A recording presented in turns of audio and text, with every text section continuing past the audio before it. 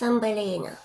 There once was a woman who wanted so very much to have a tiny little child, but she did not know where to find one.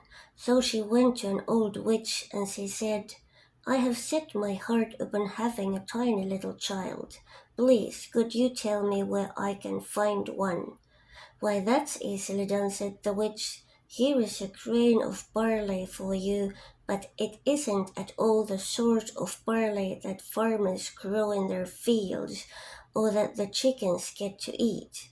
Put it in a flower pot, and you'll see what you shall see. Oh, thank you, the woman said. She gave the witch 12 pennies and planted the barley seed as soon as she got home. It quickly grew into a fine large flower which looked very much like a tulip, but the petals were folded tight as though it were still a bud. This is such a pretty flower, said the woman. She kissed its lovely red and yellow petals, and just as she kissed it, the flower gave a loud pop and flew open. It was a tulip, right enough, but on the green cushion in the middle of it sat a tiny girl. She was dainty and fair to see, but she was no taller than your thumb, so she was called Thumbelina. A nicely polished walnut shell served as her cradle. Her mattress was made of the blue petals of violets, and a rose petal was pulled up to cover her. That was how she slept at night. In the daytime she played on a table where the woman put a plate surrounded with a wreath of flowers. Their stems lay in the water on which there floated a large tulip petal. Thumbelina used the petal as a boat, and with a pair of white horsehairs for oars she could row clear across the plate. A charming sight.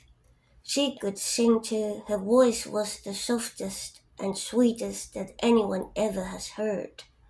One night as she lay in her cradle, a horrible toad hopped in through the window. One of the panes was broken. This big, ugly, slimy toad jumped right down on the table where Thumbelina was asleep under the red rose petal. Here is a perfect wife for my son, the toad exclaimed.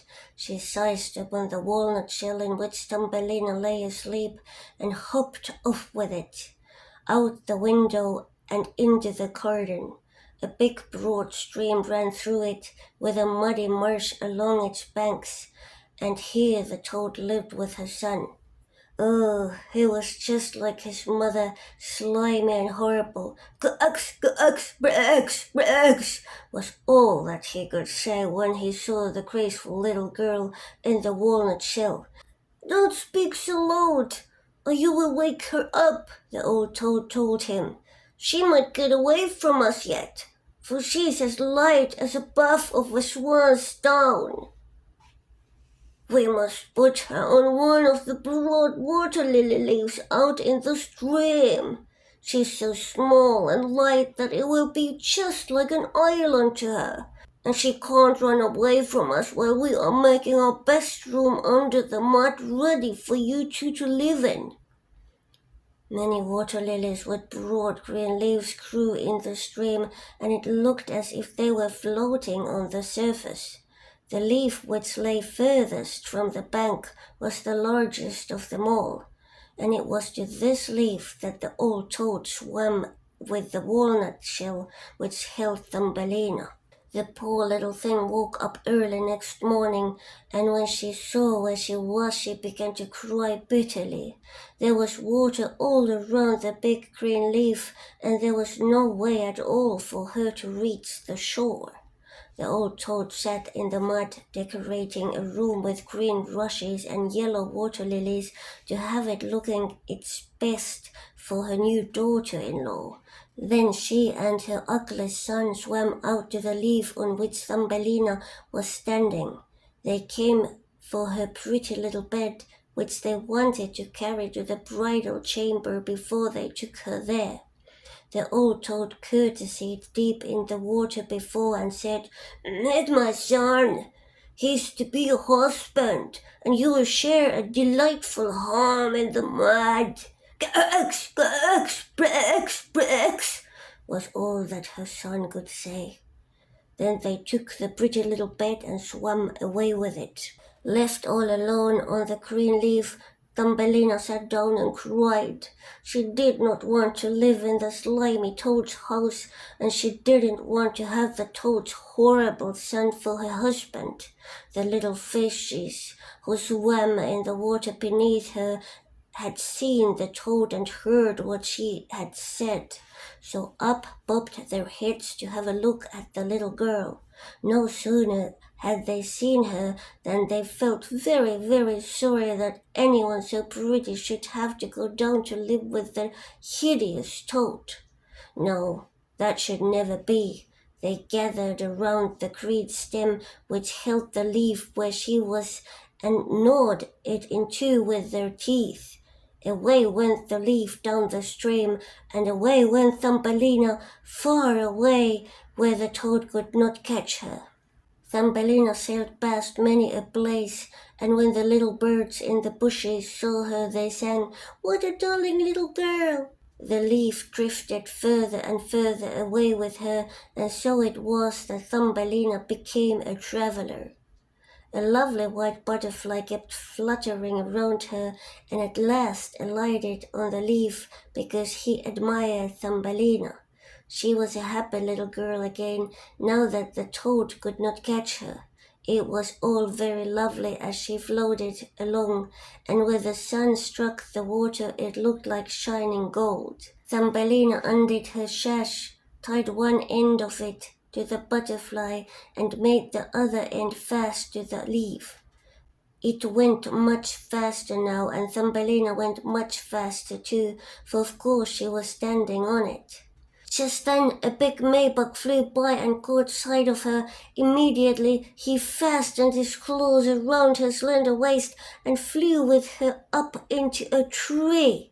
Away went the green leaf down the stream, and away went the butterfly with it, for he was tied to the leaf and could not get loose.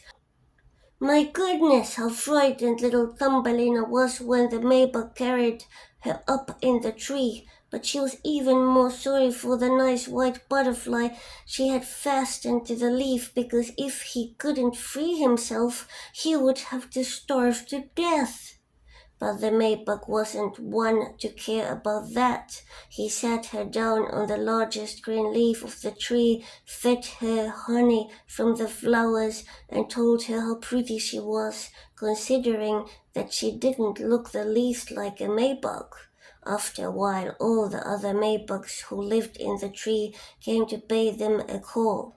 As they stared at Thumbelina, the lady Maybugs threw up their feelers and said, "Why, she has only 2 legs. What a miserable sight!"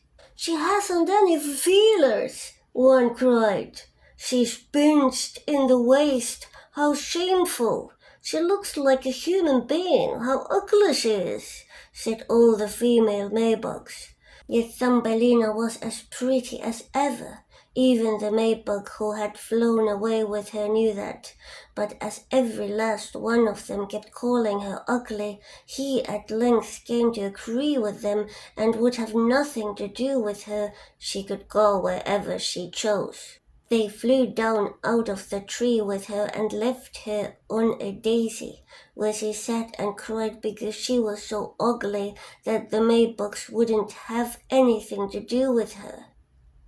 Nevertheless, she was the loveliest little girl you can imagine, and as frail and fine as the petal of a rose. All summer long, poor Thumbelina lived all alone in the woods.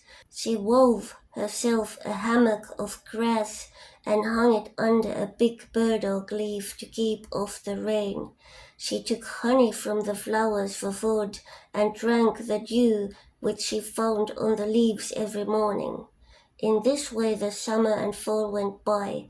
Then came the winter, the long, cold winter. All the birds who had sang so sweetly for her flew away. The trees and the flowers withered. The big burdock leaf under which she had lived shriveled up until nothing was left of it but a dry yellow stalk. She was terribly cold, for her clothes had worn threadbare, and she herself was so slender and frail. Poor Thumbelina, she would freeze to death. Snow began to fall, and every time a snowflake struck her, it was as if she had been hit by a whole shovelful. For we are quite tall, while she measured only an inch. She wrapped a withered leaf about her, but there was no warmth in it. She shivered with cold.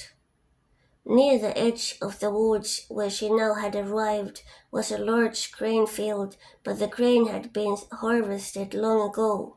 Only the dry bare stubble stuck out of the frozen ground. It was just as if she were lost in a vast forest, and oh how she shivered with cold. Then she came to the door of a field mouse who had a little hole amidst the stubble. There this mouse lived, warm and cozy, with a whole storeroom of grain, and a magnificent kitchen and pantry. Poor Thumbelina stood at the door just like a beggar girl, and bled for a little bit of barley, because she hadn't had anything to eat for 2 days past. "Why, you poor little thing," said the field mouse, who turned out to be a kind-hearted old creature. "You must come into my warm room and share my dinner." She took such a fancy to Thumbelina that she said, "If you care to, you may stay with me all winter, but you must keep my room tidy and tell me stories, for I'm very fond of them." Thumbelina did as the kind old field mouse asked, and she had a very good time out of it. "Soon we shall have a visitor," the field mouse said. "Once every week my neighbor comes to see me, and he's even better off than I am. His rooms are large, and he wears such a beautiful black velvet coat. If you could only get him for a husband, you would be well taken care of. But he can't see anything. You must tell him the very best stories you know." Thumbelina did not like this suggestion. She would not even consider the neighbor, because he was a mole. He paid them a visit in his black velvet coat. The field mouse talked about how wealthy and wise he was, and how his home was more than 20 times larger than hers, but for all of his knowledge he cared nothing at all for the sun and for the flowers. He had nothing good to say for them, and he had never laid eyes of them. Thumbelina had to sing for him. She sang "Maybug, Maybug, fly away home," and "The monk goes afield." The mole fell in love with her sweet voice, but he didn't say anything about it yet, for he was a most discreet fellow.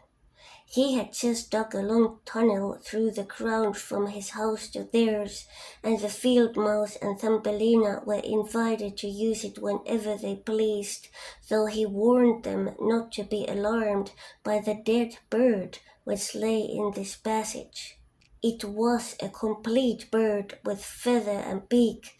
It must have died quite recently when winter set in, and it was buried right in the middle of the tunnel. The mole took in his mouth a torch of decayed wood. In the darkness it glimmered like fire. He went ahead of them to light the way through the long dark passage. When they came to where the dead bird lay, the mole put his broad nose to the ceiling and made a large hole through which daylight could fall. In the middle of the floor lay a dead swallow, with his lovely wings folded at his sides and his head tucked under his feathers. The poor bird must certainly have died of the cold. Thumbelina felt so sorry for him. She loved all the little birds who had sung and sweetly twittered to her all through the summer. But the mole gave the body a kick with his short stumps and said, "Now he won't be chirping any more.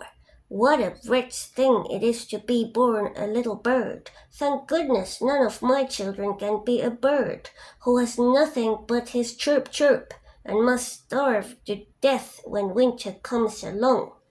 Yes, you're so right, you sensible man, the field mouse agreed. What good is all this chirping to a bird in the winter time when he starves and freezes? But that's considered very grand, I imagine. Thumbelina kept silent, but when the others turned their back on the bird, she bent over, smoothed aside the feathers that hid the bird's head, and kissed his closed eyes. Maybe it was he who sang so sweetly to me in the summertime, she thought to herself. What pleasure he gave me, the dear pretty bird. The mole closed up the hole that let in the daylight, and then he took the ladies home. That night Thumbelina could not sleep a wink, so she got up and wove a fine large coverlet out of hay. She took it to the dead bird and spread it over him so that he would lie warm in the cold earth. She tucked him in with some soft thistledown that she had found in the field mouse's room. Goodbye, you pretty little bird, she said. Goodbye, and thank you for your sweet songs last summer when the trees were all green and the sun shone so warmly upon us. She laid her head in his breast, and it startled her to feel a soft thump as if something were beating inside. This was the bird's heart. He was not dead. He was only numb with cold, and now that he had been warmed, he came to life again. In the fall, all swallows fly off to warm countries, but if one of them starts too late, he gets so cold that he drops down as if he were dead and lies where he fell, and then the cold snow covers him. Thumbelina was so frightened that she trembled, for the bird was so big, so enormous compared to her own inch of height. But she mustered her courage, tucked the cotton wool down closer round the poor bird, pulled the mint leaf that covered her own bed, and spread it over the bird's head. The following night she tiptoed out to him again. He was alive now, but so weak that he could barely open his eyes for a moment to look at Thumbelina, who stood beside him with the piece of touchwood that was her only lantern. Thank you, pretty little child, the sick swallow said. I have been wonderfully warmed. Soon I shall get strong once more and be able to fly again in the warm sunshine. Oh, she said, it's cold outside. It's snowing and freezing. You just stay in your warm bed and I'll nurse you. Then she poured him some water in the petal of a flower. The swallow drank and told her how he had hurt one of his wings in a thorn bush, and for that reason couldn't fly as fast as the other swallows when they flew far, far away to the warm countries. Finally he had dropped to the ground. That was all he remembered, and he had no idea how he came to be where she found him. The swallow stayed there all through the winter, and Thumbelina was kind to him and tended him with loving care. She didn't say anything about this to the field mouse or to the mole, because they did not like the poor unfortunate swallow. As soon as spring came and the sun warmed the earth, the swallow told Thumbelina it was time to say goodbye. She reopened the hole that the mole had made in the ceiling, and the sun shone in splendor upon them. The swallow asked Thumbelina to go with her. She could sit on his back as they flew away through the green woods.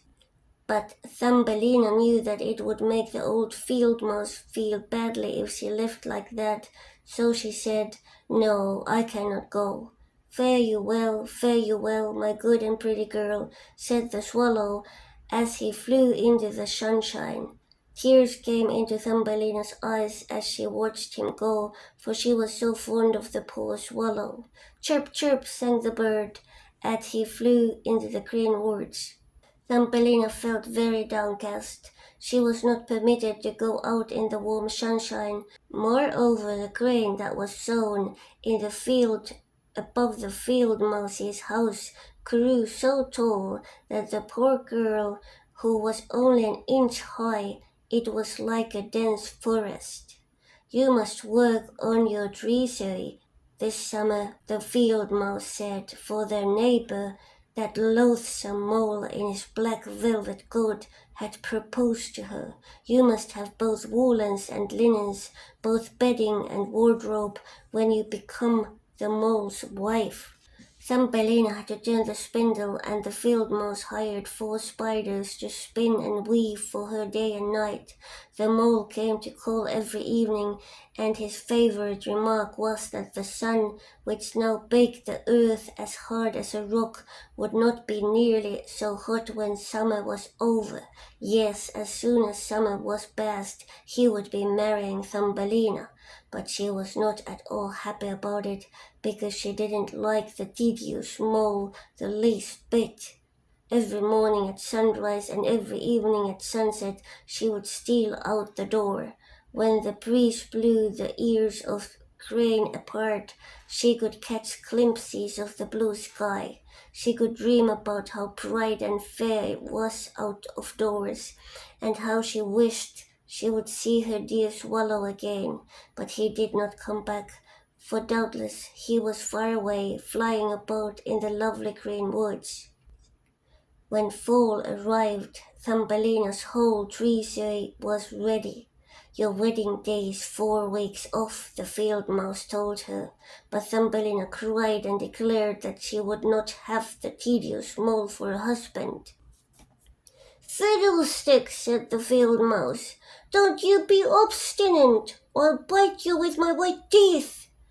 Why, you're getting a superb husband. The queen herself hasn't a black velvet coat as fine as his. But his kitchen and his cellar are well supplied. You ought to thank goodness that you are getting him. Then came the wedding day. The mole had come to take Thumbelina home with him, where she would have to live deep underground and never go out in the warm sunshine again, because he disliked it so. The poor little girl felt very sad that she had to say goodbye to the glorious sun, which the field mouse had at least let her look out through the doorway. Farewell, bright sun, she said, with her arms stretched toward it. She walked a little way from the field mouse's home. The grain had been harvested, and only the dry stubble was left in the field. Farewell, farewell, she cried again, and flung her little arms around a small red flower that was still in bloom. If you see my dear swallow, please give him my love. Chirp, chirp, chirp, chirp. She suddenly heard a twittering over her head. She looked up, and there was the swallow just passing by. He was so glad to see Thumbelina, although when she told him how she hated to marry the mole and live deep underground where the sun never shone, she could not hold back her tears. Now that the cold winter is coming, the swallow told her, I shall fly far, far away to the warm countries. Won't you come along with me? You can ride on my back. Just tie yourself on with your sash, and away we'll fly far from the ugly mole and his dark hole, far, far away over the mountains to the warm countries where the sun shines so much fairer than here, to where it's always summer and there are always flowers. Please fly away with me, dear Thumbelina, you who saved my life when I lay frozen in a dark hole in the earth. Yes, I will go with you, said Thumbelina. She sat on his back, put her feet on his outstretched wings, and fastened her sash to one of his strongest feathers.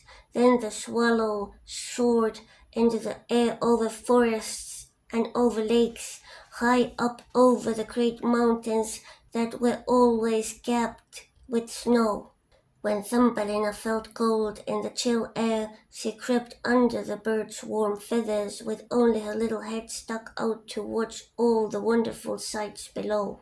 At length they came to the warm countries. There the sun shone far more brightly than it ever does here, and the sky seemed twice as high. Along the ditches and hedgerows grew marvelous green and blue grapes. Lemons and oranges hung in the woods. The air smelled sweetly of myrtle and thyme. By the wayside the loveliest children ran hither and thither, playing with the brightly colored butterflies.